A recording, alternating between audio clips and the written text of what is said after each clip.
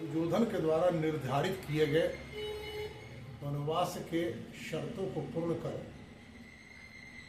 लौटते पांडवों के मन में यह आशंका कहीं न कहीं थी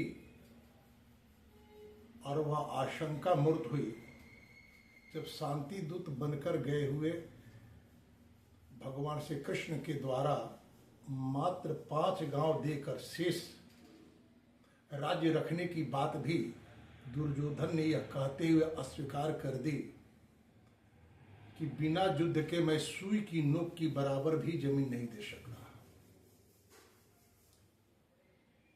धर्म क्षेत्र कुरुक्षेत्र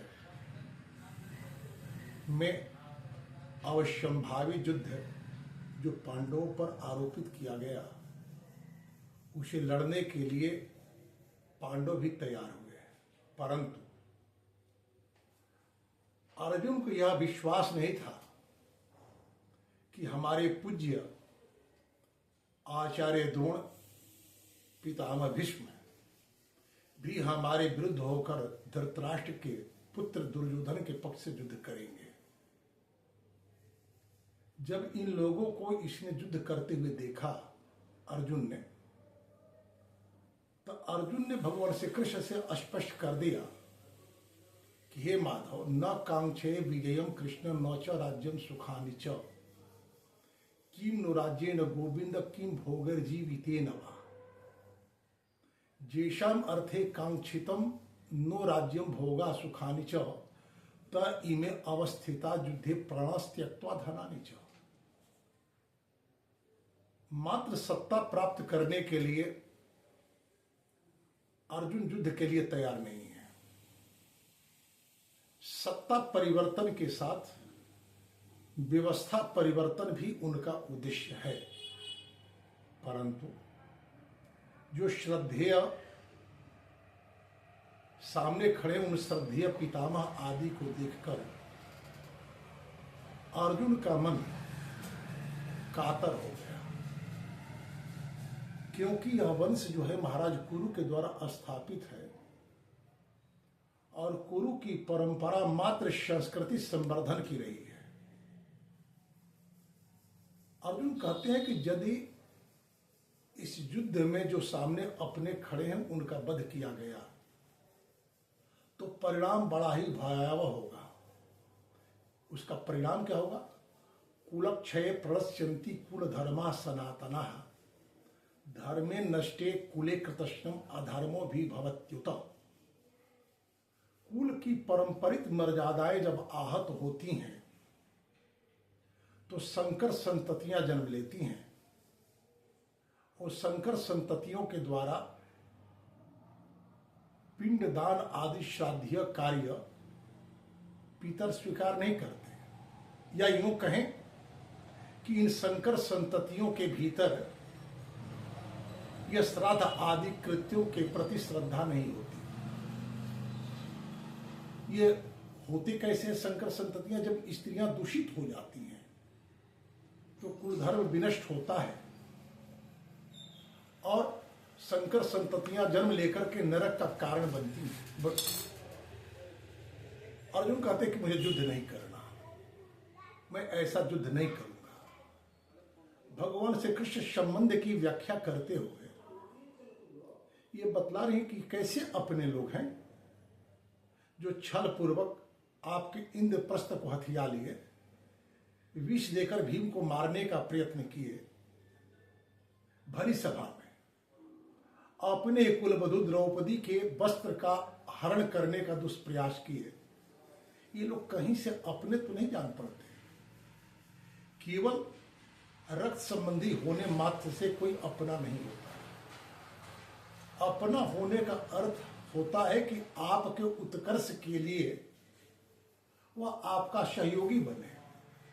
लेकिन यहां तो स्थिति है कि दुर्योधन हर स्थिति में चाहता है, दुर्योधन ही क्यों, धृतराष्ट्र भी चाहते कि युद्ध ना हो और राज्य दुर्योधन के पास ही रहे। भगवान श्री कृष्ण गीता का उपदेश देते हुए करें कि अर्जुन, जो बातें मैं तुझे अभी बतला रहा हूं ये बात कभी पूर्व में विवस्वान को भी हमने बतलाई है। इमं विवस्वते योगम प्रोक्तवान अमव्ययम विवस्वानम मनवे प्राह मनु इक्ष्वा कवे ब्रवीत। और विवस्वन ने वैवस्वत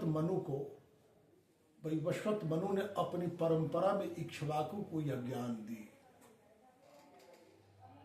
यह ज्ञान जब पहले से दी गई थी तो फिर अर्जुन के भीतर व्यामोह क्यों? ज्ञान जब क्रिया में उतर जाता है तो लोग क्रियाशील तो होते हैं, परंतु ज्ञान की परंपरा बाधित हो जाती है।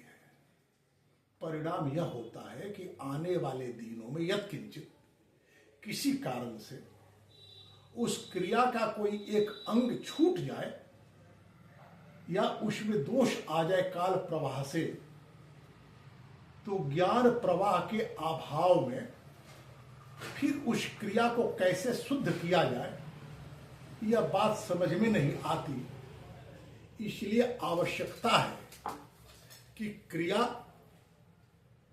और ज्ञान दोनों की निरंतरता होनी चाहिए। आज मुगलों के आक्रमण के बाद से आपत धर्म के रूप में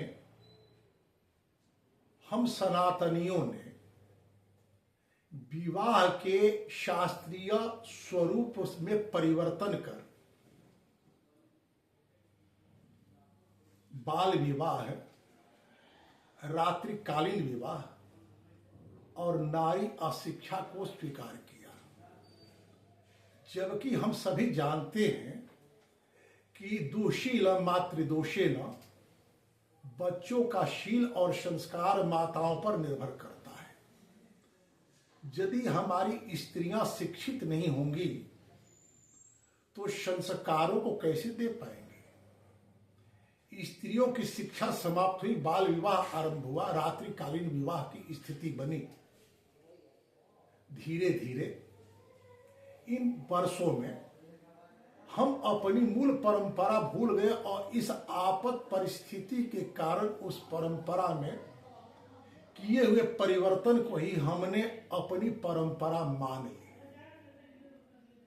आज परिस्थिति यह हो गई है कि हम अपनी परंपरा की ओर लौटने का जब प्रयास करते हैं तो जो हमारी मूल परंपरा को नहीं जानते, ज्ञान के कथोपकथन के अभाव में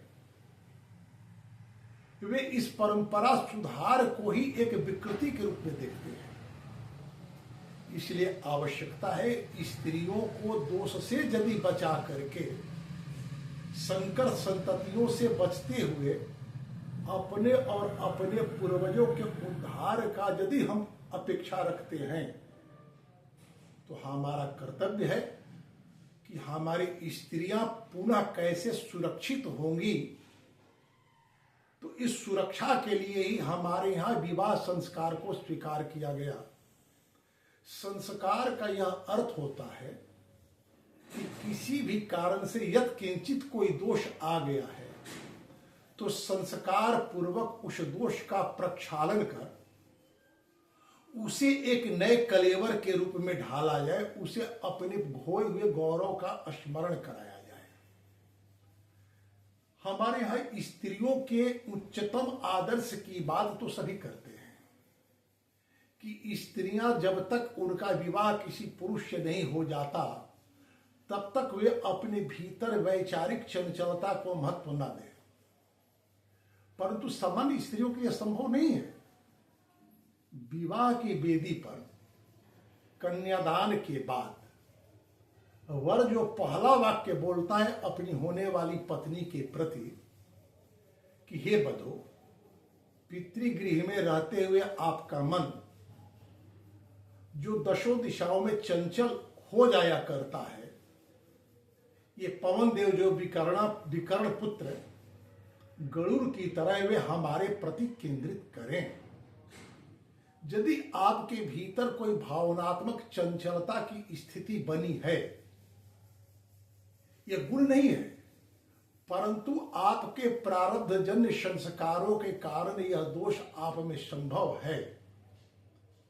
विवाह के द्वारा इस दोष का प्रक्षालन कर यदि आप अपने पति के प्रति कोई स्त्री एकनिष्ठ हो जाती है तो उसके गर्भ से जन्म लेने वाली संततियां औरस कहलाती हैं और वे अपने पूर्वजों का उद्धार करती हैं। जिस पूर्वजों के उद्धार की चिंता को लेकर के अर्जुन अपनी पत्नी,